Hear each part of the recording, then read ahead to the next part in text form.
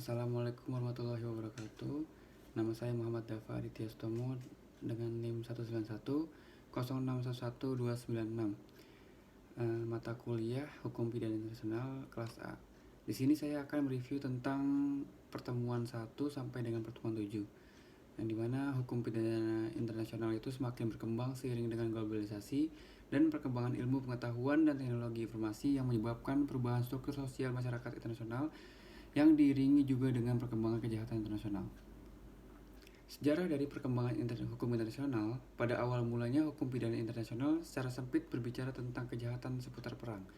Perang memiliki aturan-aturan yang berasal dari kebiasaan-kebiasaan atau perjanjian-perjanjian antar suku atau antar pihak yang terlibat peperangan itu.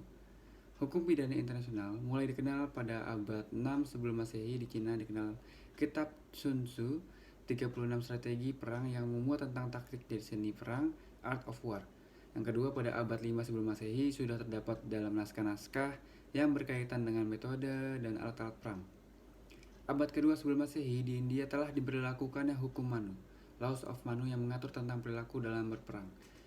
Dan kemudian pada abad pertengahan di Eropa muncul doktrin hukum Tuhan dan manusia ciptaannya atau Law of God of Man yang diajarkan oleh Thomas Aquinas, Jus ad bellum, hukum perang, atau Jus in bello, hukum di dalam peperangan.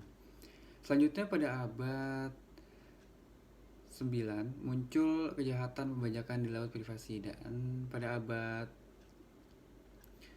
9 perkembangan hukum pidana nasional ditandai dengan maraknya perdagangan budak, dan perkembangan yang paling akhir adalah kejahatan serius dari terorisme internasional, yang dimana pengertian hukum pidana internasional, hukum pidana bagian aturan hukum dari suatu negara yang berdaulat berisi tentang perbuatan yang dilarang, dan yang kedua disertai dengan sanksi pidana bagi yang melanggar, kapan dan dalam hal apa sanksi pidana itu dijatuhkan, dan bagaimana pelaksanaan pidana tersebut yang memberlakukannya dipaksakan oleh negara. Hukum internasional adalah kumpulan tertentu hukum yang berlakukannya dipertahankan oleh masyarakat internasional. Sebagai bagian dari hukum, tujuan hukum internasional adalah juga sama dengan tujuan hukum pada umumnya, yakni menciptakan ketertiban dan keadilan dalam masyarakat tempat berlakunya hukum tersebut.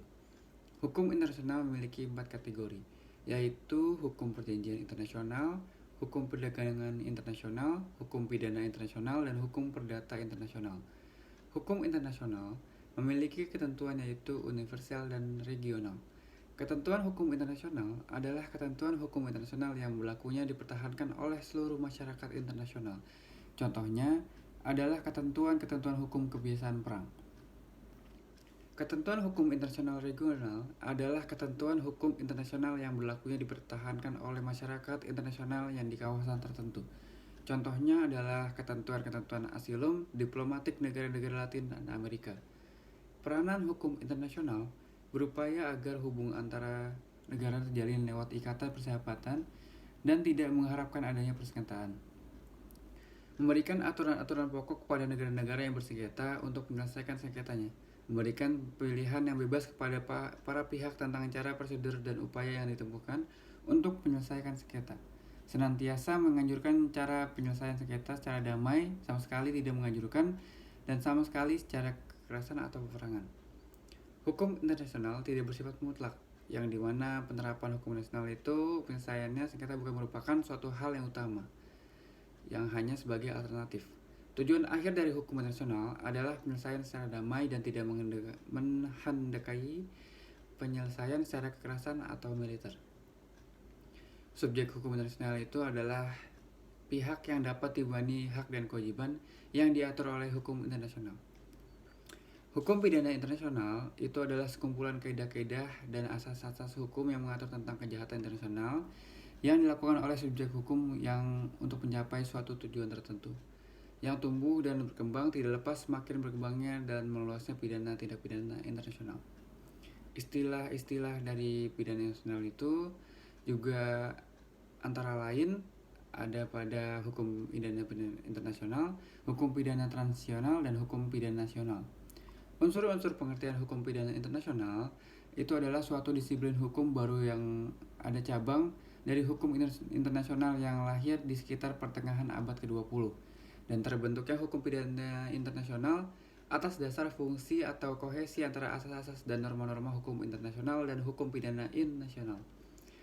Dalam perkembangan asas-asas dan norma hukum pidana internasional mengarah kepada dua karakter, yakni yang berkarakter internasional menimbulkan yurisdiksi pidana universal, yang berkarakter transnasional menimbulkan yurisdiksi pidana nasional dari dua atau lebih negara.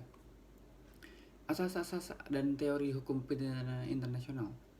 Menurut pendapat ahli, Belfort pada hakikatnya asas hukum adalah pendapatan hukum positif dalam suatu masyarakat.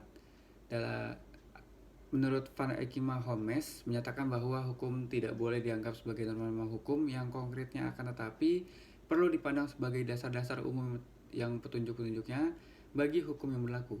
Menurut Sudikno Mutokosumor, asas hukum atau prinsip hukum bukanlah peraturan hukum konkret, melainkan pikiran dasar yang umumnya sifatnya atau merupakan latar belakang dari peraturan konkret yang terdapat di dalam dan di belakang sistem hukum yang terjelma dalam peraturan perundang-undangan dan putusan hakim. Asas-asas pidana internasional itu berasal dari hukum internasional dan hukum pidana internasional. Asas-asas hukum pidana internasional bersumber dari internasional, yaitu asas umum dan asas khusus. Asas umum dibagi menjadi 4, yaitu good of faith, pacta sunt servanda, civitas maxima, dan res procal. Asas khusus terbagi menjadi 3, yaitu asas aut dedere aut punere dan asas aut dedere aut judicare par impreme in habet impreum. Sedangkan asas hukum pidana internasional yang bersumber dari nasional terbagi menjadi 4, yaitu legalitas, ne bis idem, ekstradisi, teritorial. Teori hukum pidana internasional, diagram hubungan, yaitu adalah mengenai hubungan antara hukum pidana nasional dan hukum pidana nasional, selalu terkait dengan hubungan antara hukum internasional dan hukum nasional. Sehingga muncul dua paham teori terkait hal itu, yaitu teori monisme dan teori dualisme. Teori monisme sendiri, hukum internasional dan hukum nasional merupakan dua aspek dari satu sistem hukum, dan teori dualisme adalah hukum internasional dan hukum nasional masing-masing merupakan dua sistem hukum yang berbeda. Dan kejahatan yang merugikan masyarakat internasional yaitu adalah pengalaman akibat peperangan.